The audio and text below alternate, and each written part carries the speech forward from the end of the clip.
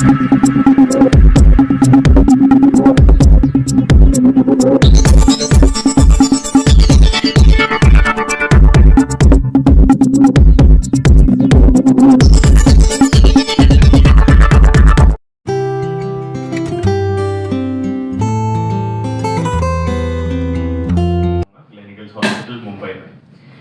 Hospital Parel में located है और ये 13 साल से ये इस्टेब्लिश्ड हॉस्पिटल है। ये हॉस्पिटल अपने मुंबई में one of the most advance multi speciality hospital के तौर पे जानी जाती है। हमारे पास यहाँ पे हॉस्पिटल में one of the best doctors और one of the best equipments and one of the best infrastructure है। जैसे किसी ने सही कहा है, आप सही इंफ्रास्ट्रक्चर लाओ, सही लोग लाओ और सही इन्वायरमेंट क्रिएट करो और फिर देखो जादू कैसे होता है। वो उसमें हम बिल्कुल मानते हैं और यहाँ पे भी हमने वही कर दिखाया है। यहाँ पे हमारे पास फुल टाइम न्यूरोलॉजिस्ट न्यूरोसर्जरी का टीम है, फुल टाइम न्यूरोसर्जरी के टीम है और हमारे पास धुरंधर डॉक्टर जैसे डॉक्टर नितिन डांगे है, डॉक्टर कुशल है, डॉक्टर मयूर है। बहुत ही सॉलिड, बहुत ही स्ट्रॉन्ग टीम है हमारा न्यूरोसर्जरी का जो हमारे पास ये हॉस्पिटल में है। और मुझे बहुत खुशी हुई जब ये मैंने केस के बारे में सुना कि सुशील जी जो मुंबई के ही रहने वाले हैं, उन्होंने काफ़ी सारे हॉस्पिटल्स में गए, अस्पताल में गए, बट उनको वो राहत एग्जैक्ट नहीं मिला। जब वो यहाँ पे आए, हम उनको करेक्ट ट्रीटमेंट दे पाए। करेक्ट ट्रीटमेंट कहाँ से शुरू होता है? ये पूरा टीम एफर्ट होता है, पूरा एक इंफ्रास्ट्रक्चर क्रिएट करना पड़ता है। So right from entering into the hospital में एंटर कहाँ से करते हैं हम? इमरजेंसी से। हमारा emergency one of the best well equipped emergency department है। NABH एक्रेडिटेड इमरजेंसी डिपार्टमेंट है। बहुत ही कम अस्पतालों को मुंबई में ये उपलब्धि प्राप्त हुई है। हमारे पास रेडियोलॉजी में सबसे एडवांस्ड इक्विपमेंट है। 3 टेस्ला MRI मशीन है, CT मशीन है, USG मशीन जो सबसे advance, fully loaded advance machine कहते हैं, वो सारे मशीन है। सो ये सारी फैसिलिटीज 24/7 अवेलेबल है हर किसी के। मैं सबका यहाँ दिल से स्वागत करता हूँ और आपने समय निकाल के पेशेंट और हेल्थ केयर में कुछ कंट्रीब्यूट करने के लिए यहाँ आए ताकि सोसाइटी में अवेयरनेस हो जाए। और वो बहुत इम्पोर्टेंट होता है क्योंकि हमने देखा है कि समाज में बहुत सारे मरीज ट्रीटमेंट की वजह से या अवेयरनेस की वजह से ट्रीटमेंट लेने के लिए आगे आते नहीं हैं। बहुत सारे मिथ्स है, बहुत सारे अंधश्रद्धा है, ऐसी सब चीज़ों में लोग बहक जाते हैं और इलाज जो सही होता है, जो क्यूरेटिव होता है या उनको पूरे तरीके से ठीक कर सकते हैं, ऐसे इलाज तक पहुंचते नहीं। इसका एक बहुत ही इम्पोर्टेंट उदाहरण हमारे पास है। ऐसे हमने बहुत सारे पेशेंट्स या मरीज को ऑपरेट किया है, ठीक किया है। जो ये बीमारी है इसको हम बोलते हैं ट्राइजेमिनल न्यूरालजिया। सुशील वर्मा जी मेरे को पहले से बहुत सालों से जानते थे। ये किसी और सोशल वर्कर के थ्रू दूसरे मरीज को मदद करने की वजह से मुझे जानते थे। तो उनको ट्राइजेमिनल न्यूरालजिया हुआ है और वो जो डॉक्टर से ट्रीटमेंट ले रहे थे या इलाज ले रहे थे वो मेडिसिन से ले रहे थे और पिछले 10 साल से ले रहे थे। और इनको पता नहीं था कि इसका इलाज ऑपरेशन भी होता है और वो उससे क्योर हो सकते हैं। तो जब ये सफ़र करते करते ये बीमारी, पहले तो ट्राइजेमिनल न्यूरालजिया क्या होता है कि जो अपने चेहरे की नस होती है, जो चेहरे की सेंसेशन वाली नस होती है, जो अपने को समझता है, जैसे हम शेविंग करते हैं तो अपने को समझता है, अपने हाथ लगाते हैं तो समझता है, ये जो सेंसेशन नस होती है उसको ट्राइजेमिनल नर्व या फिफ्थ नर्व बोलते हैं हम। वो ब्रेन में से निकाल के चेहरे को सप्लाई करती है, क्योंकि बहुत कीमती नस होती है सेंसेशन की। वो नस के ऊपर दूसरी एक नस नज़दीक आ जाती है जो न्यूरोवैस्कुलर कॉन्फ्लिक्ट बोलते हैं हम, NVC। वो नस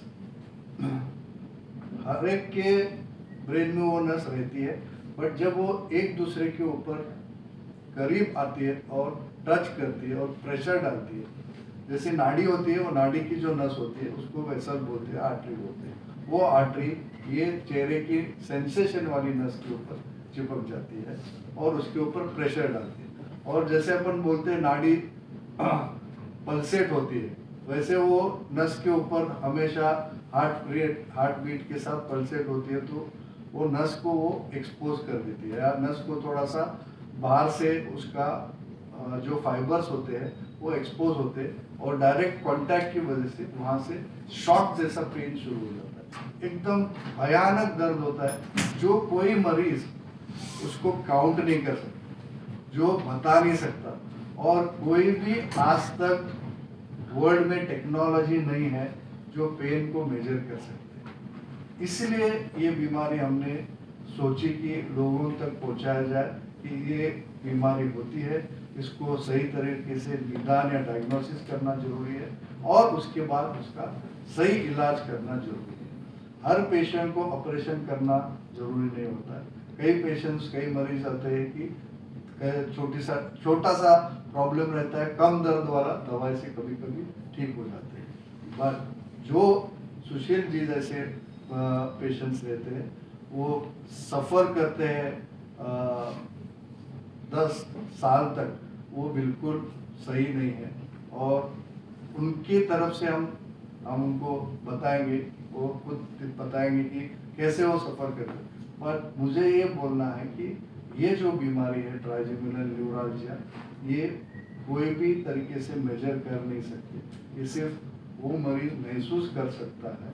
और कई बार हमारे पास ऐसे मरीज आते हैं कि बोलते हैं डॉक्टर साहब आप कुछ भी करो, मैं सुसाइड करने के लिए जा रहा था बट मुझे इलाज करके ठीक करो। और ऐसे पेशेंट्स में हमने जब ऑपरेशन किए और उसका रिजल्ट देख के वो बाद में हमको आके पैर छूते और बोलते कि पहले हमको किसी ने क्यों नहीं बताया कि ऐसा भी इलाज होता है, इतने साल तक हमने क्यों सह लिया इतना दर्द, और वो दर्द क्या तरीके का होता है वो खुद सुशील जी आपको बताएंगे, इसलिए मैं उसका डिटेल में नहीं बताऊंगा, क्योंकि मरीज खुद बताएगा तो आपको समझ में आएगा कि वो दर्द क्या चीज होती है, कैसे महसूस होता है। और लाइफ मैं इतना कहूँगा कि मैं भगवान के बीच में बैठा हूँ। 10 साल मेरे पहले दांत में एक दर्द शुरू हुआ, यहाँ से तकरीबन 2-3 डॉक्टर के पास गया, एक ने दांत उखाड़ दिया, ये 2 दांत का रूट कैनल किया, दूसरे डॉक्टर के पास गया उसने भी रूट कैनल किया, तीसरे डॉक्टर के पास गया उसने भी रूट कैनल किया।